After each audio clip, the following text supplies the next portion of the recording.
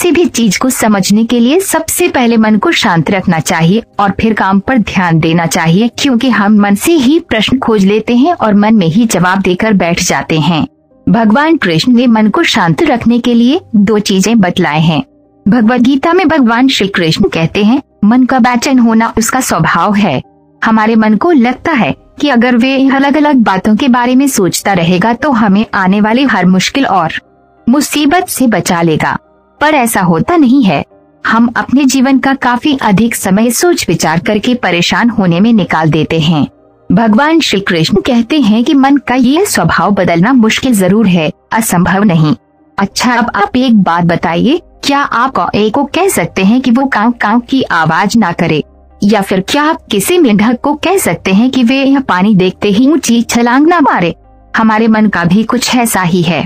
जीवन में कुछ भी होता है, अच्छा या बुरा, हमारा मन उस पर काव काव करने लगता है। काव काव से मेरा मतलब है चिंता करना, व्याकुल होना। कोई बुरी बात होती भी नहीं है और मन परेशानी की ऊंची ऊंची लपटें लेने लगता है। कभी कभी तो मुझे ऐसा लगता है कि हम में से कई लोग सिर्फ परेशान होने के लिए जीते हैं। सारी परेशानी, पीड़ा, दुविधा अक्सर हमारी मन की बनाई हुई कहानियां होती हैं। भगवान श्री कृष्ण हमें हमारे मन को शांत और स्थिर करने के लिए 2 उपाय देते हैं। पहला, ध्यान लगाना या मेडिटेट करना। दूसरा, वैराग्य भाव सीखना।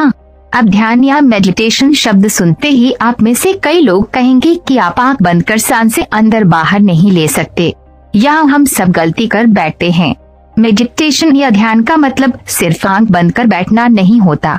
मेडिटेशन का मतलब होता है अपना पूरा ध्यान किसी चीज पर लगाना और उसे हटने नहीं देना।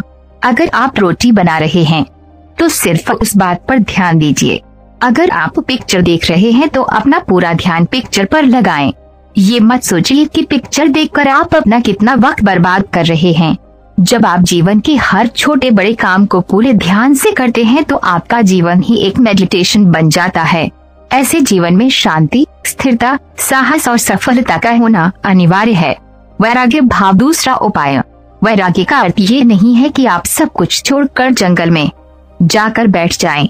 वैराग्य का सच्चा अर्थ है कि आप जो काम कर रहे हैं उसका क्या नतीजा या रिजल्ट निकलेगा उसकी चिंता ना करें। जैसे अगर आपने कोई इंटरव्यू दिया, आप ये कर सकते हैं कि पूरे मन से तैयारी करें और अपना बेस्ट देकर आ जाएं। वह नौकरी मिलना या ना मिलना आपके हाथ में नहीं है। इस नतीजे के पीछे अलग अलग चीजें हैं जो आपके बिल्कुल कंट्रोल में नहीं। तो जिस चीज के बारे में आप कुछ कर नहीं सकते उसके बारे में चिंता भी ना करें। यही वैराग्य का सच्चा मतलब होता है। और यही है भगवान श्री कृष्ण का दूसरा उपाय, मन को चिंता की लपटों से बचाने का। याद रखिए, आप पूरे के पूरे इंसान हैं।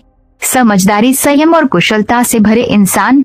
आपका मन जब भी कौए की तरह अलग अलग बातों पर आपको परेशान करने लगे, तब अपने मन को भी प्यार से समझाइए और शांत कर लीजिए। बस अपने ऊपर विश्वास रखिए कि आप कभी अपना बुरा नहीं होने देंगे।